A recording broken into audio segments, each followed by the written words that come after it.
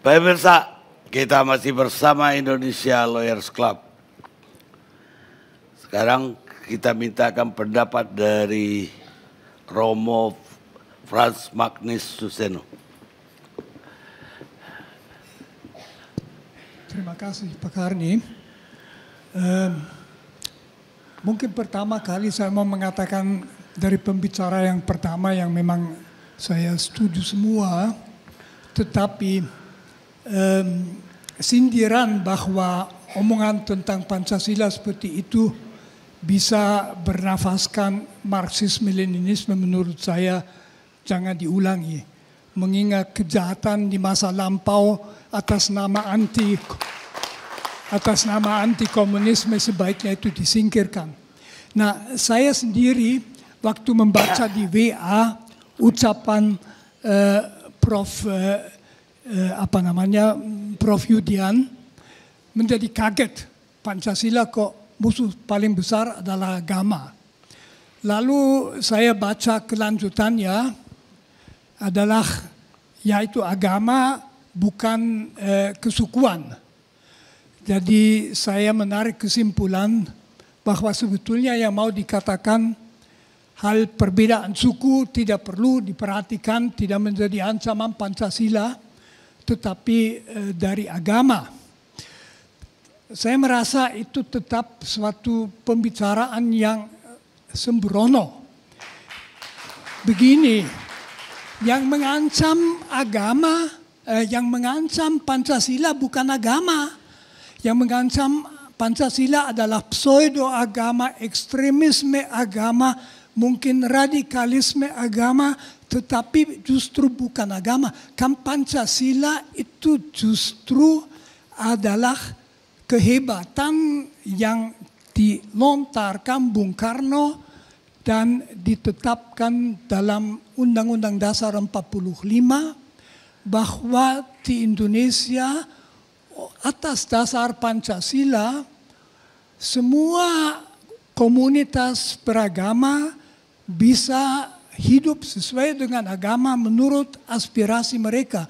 Jadi tidak perlu menjadi kurang Katolik untuk menjadi orang Pancasilais, tidak perlu kurang Islam menjadi orang Pancasilais. Nah, kalau dikatakan agama itu memusuhi Pancasila, ya itu malah membongkar maksud sebenarnya dari Pancasila.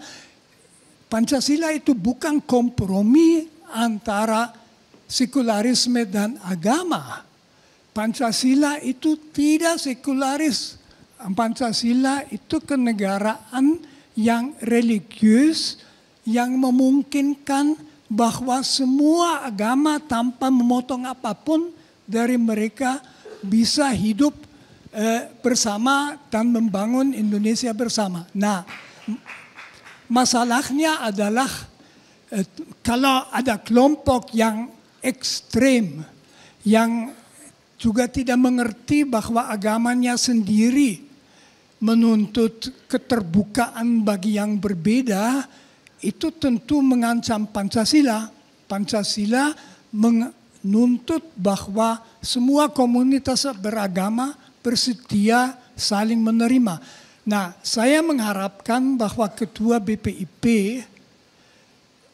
mempunyai suatu bahasa yang sudah jelas. Kalau pada seorang teman saya bilang jangan kamu lawankan agama dengan Pancasila, tapi ekstremisme agama itu oke. Tapi dalam posisi ini mestinya disadari bahwa kita tidak pernah melawankan Pancasila dengan agama. Itu bisa menimbulkan segala macam reaksi. Ini saja. Makasih. Itu yang Romo maksud dengan beliau tidak kompeten. Bagaimana? Tidak kompeten. Romo Menurut maksud. saya bicara seperti itu menunjukkan tidak cukup kompeten. Karena di dalam posisi itu orang sudah harus menginternalisasikan bahwa agama tidak dilawankan dengan Pancasila. Jadi tidak perlu orang lain mengatakan tambah ekstremisme dan sebagainya. Iya, itu pada orang biasa ya begitu, tetapi tidak di dalam posisi ini. Tapi ya saya harap barangkali beliau, ya saya tidak mau mengatakan sesuatu itu urusan orang lain. Bagaimana kalau dia itu sebenarnya cuma slip lidah, slip of tongue? Ya ada hal-hal di mana slip of tongue tidak boleh ada. Kalau kita di dalam posisi cukup tinggi, ya kita harus tahu yang kita katakan. Orang biasa boleh slip of tongue, tetapi tidak dalam posisi itu. Baik Romo, terima kasih atas komentarnya. Sekarang Adi ada Pitupulu.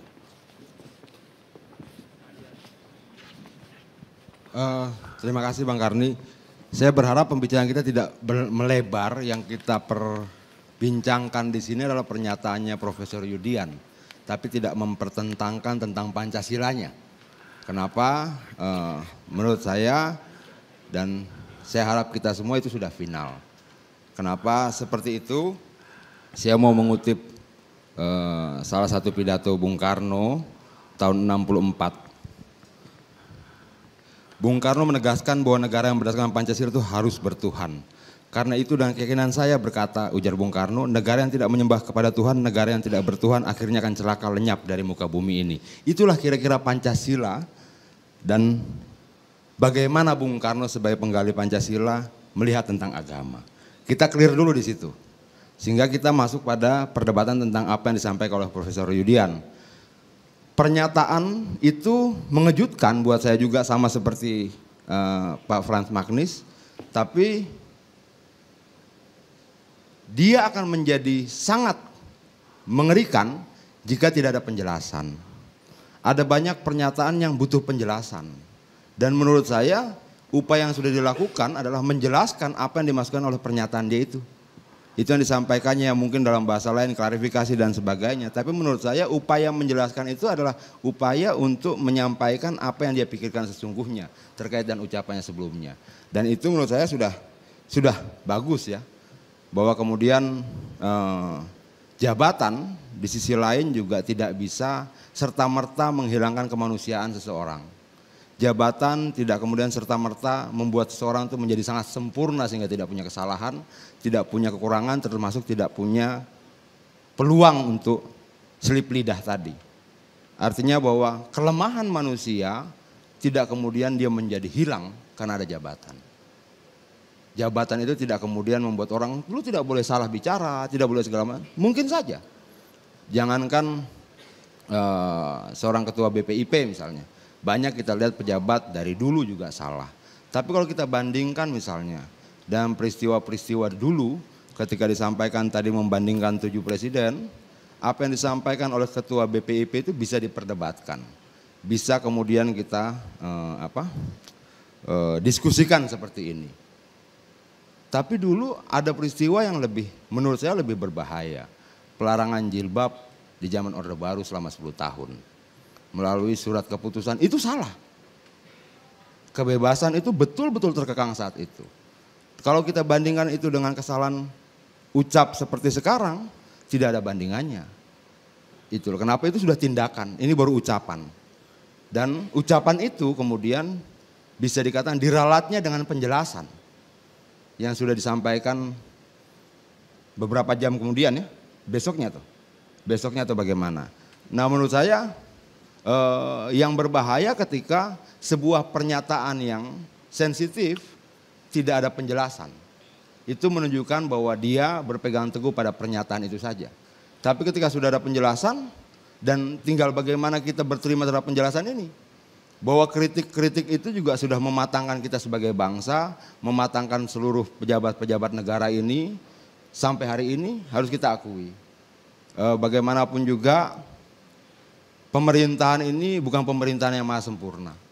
Ada kesalahan pasti, ada kekurangan pasti, ada salah omong pasti, ada salah ucap pasti. Tidak cuma presiden, gubernur misalnya mengeluarkan surat yang katanya atas nama badan itu yang pengelola itu juga salah ketik, itu bisa saja. Nah tinggal bagaimana kita sebagai sebuah bangsa seperti yang disampaikan tadi, memulai untuk mencoba untuk dialog. Bicara satu dengan yang lain. Apa sih ciri masyarakat demokratis itu?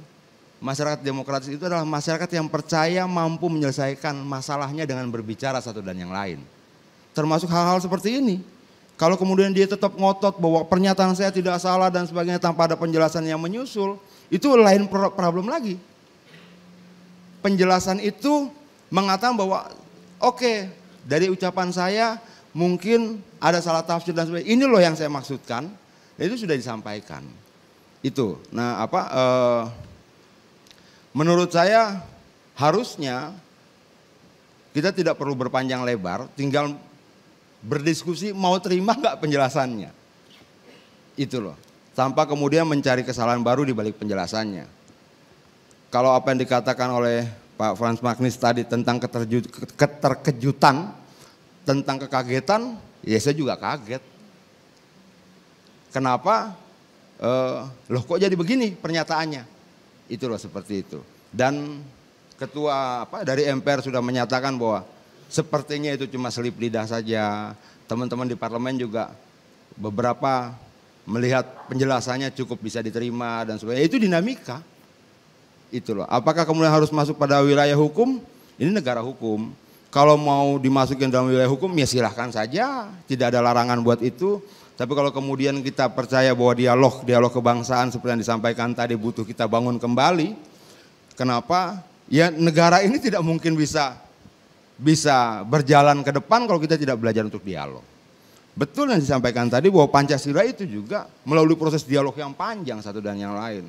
Bagaimana kemudian sesama perbedaan itu saling merendahkan hatinya, duduk bersama dan sebagainya. Dan saya setuju ketika ada dialog nasional seperti itu untuk kemudian kita melihat persoalan bangsa ini ke depan. Tidak ada seorang pun Bang Karni yang sanggup mengatakan sanggup mengelola Indonesia sendirian. Nggak akan ada yang bisa. Tidak ada satu kelompok pun yang katakan bisa sanggup mengelola Indonesia sendirian. Kenapa? Indonesia memang lahir dari keberagaman dan perbedaan. Bagaimana kemudian mengelola perbedaan dan keberagaman itu menjadi kekuatan bersama, itulah yang menjadi langkah penting setiap tokoh bangsa. Langkah penting buat kita semua di sini kalau kita memang sama-sama ingin Indonesia tetap ada. Bagaimana kemudian duduk bersama tanpa emosi, berbicara satu dan yang lain. Dan ketika saya berbicara dengan Bang Fajrul, ketika saya bicara dengan Bu Irma dan sebagainya, saya harus berangkat dari posisi bahwa saya bisa salah, dia bisa salah. Kenapa? Karena saya manusia, dia manusia. Kenapa? Kita bukan yang memiliki seluruh kebenaran itu mutlak. Mungkin nggak suatu ketika Adian salah bicara? Mungkin saja. Mungkin nggak kemudian Bang Mukhtar Ngabalin salah bicara? Ya mungkin saja. Itu loh. Nah kalau kita berangkat dari pemikiran seperti itu, melihat hal seperti ini, juga bisa kemudian kita sederhanakan. Loh sudah dia salah ngomong. Buktinya apa? Ya dia pakai penjelasan selanjutnya kok. Kan dia jelaskan. Yang bahaya kalau dia nggak menjelaskan apa-apa. Itu bahaya. Tapi penjelasan itu menunjukkan bahwa dia menangkap ada suatu ucapan dia yang mungkin kurang diterima, ada pihak yang tidak berterima, ada kesalahan di situ, tafsir atau apa dan sebagainya. Dan dia dengan segera menjelaskan. Nah itu menurut saya harusnya sudah kita anggap selesai. Tapi kalau kemudian ada yang mau memperkarakan, ya silakan saja. Kenapa? Betul ini negara hukum, nggak ada yang melarang itu. Bagaimana dengan usul banyak dari tokoh agama yang minta beliau itu mundur? Gini, dari Bang Karni. PDIP gimana tanggapannya? Minta Adian mundur boleh, minta menteri mundur boleh dan sebagainya, tapi bagaimanapun juga kewenangan prerogatif itu ada di tangan presiden. Siapapun minta tentang siapapun mundur dan siapapun maju tidak salah di Republik ini. Jadi tidak ada sesuatu yang dilarang untuk itu. Tidak ada sesuatu yang salah. Saya bisa minta bicara menteri ini mundur kenapa begini-begini. Ya boleh-boleh saja. Apakah itu terlarang? Enggak. Itu loh. Tinggal bagaimana kemudian presiden melihatnya dalam kacamata dia. Itu loh. Kalau tadi mundur. ada kejadian menarik misalnya kemarin. Bang Karni diadukan oleh Marga Masiku. Kenapa? Karena pilihan judul. Pilihan judul apa waktu itu Bang? Masiku apa? Hilang ditelan. Masiku hilang ditelan angin, kira-kira seperti itu. Saya baru tahu bahwa Masiku itu ternyata marga. Itu bukan nama orang. Nah lalu saya bilang apakah Bang Karni salah? Ya, kalau orang bilang salah biarkan hukum yang putuskan kalau mau dibawa pada ranah hukum. Tapi kalau misalnya tidak juga ya sudah. Itu loh. Artinya negara ini membuka peluang orang menyelesaikan perbedaannya. Menyelesaikan pertentangannya dengan sekian banyak cara. Kalau tidak cukup berterima ya adukan saja. Bagaimanapun juga salah benarnya dalam konteks bernegara hukumlah yang akan putuskan, pengadilan akan putuskan. Termasuk dalam kasus Bang Karni. Nah, bahwa ada kemudian marga Masiku yang tersinggung, boleh nggak? Ya boleh dong. Masa kita mau marah? Itu loh. Lalu kemudian marga itu mengadukan pada Bang Karni ke kepolisian, boleh nggak? Ya boleh saja. Sebagai warga negara itu adalah mekanisme yang kita sepakati bersama-sama untuk menyelesaikan perbedaan-perbedaan, salah benarnya dan sebagainya. Ya kita hormati saja itu. Misalnya kemudian ada yang tanya, lalu kalau kemudian ada pihak yang mengadukan ketua BPIP ke polisi boleh nggak? Ya boleh-boleh saja. Tinggal nanti pengadilan buktikan bagaimana. Itu. Apakah penjelasan itu dianggap cukup oleh pengadilan itu? Ya itu kita lihat. Tapi kalau kita percaya pada mekanisme hukum, ya biarkan proses hukumnya berjalan. Kalau kemudian misalnya ditanya, apakah saya sebagai umat beragama juga tersinggung dalam pernyataan itu? Saya setuju yang dibilang Pak Frans Magnis, kaget aja. Itu loh, saya tidak cukup dalam kapasitas untuk mengatakan tersinggung dan sebagainya. Kenapa? Saya juga sadar saya manusia. Saya tahu bahwa besok, lusa, minggu depan, 2 bulan lagi Adian mungkin salah. Dan kalau itu terjadi dengan legowo hari ini saya bilang maafkan saya kalau kemudian saya lakukan kesalahan. Ingatlah bahwa saya tetap manusia yang tidak sempurna. Dan ketika saya berbicara pada orang lain termasuk di parlemen, tempat saya, segala macam, saya selalu katakan bahwa kalau saya salah saya minta maaf. Baik. Menurut saya belajar memaafkan juga bagian dari pelajaran penting bagi bangsa kita untuk membangun Indonesia. Pemirsa, mereka yang mengatakan bahwa politik itu tidak ada kaitan dengan agama, sesungguhnya adalah orang-orang yang tidak paham agama itu apa. Itu kata Mahatma Gandhi. Kita rehat sejenak.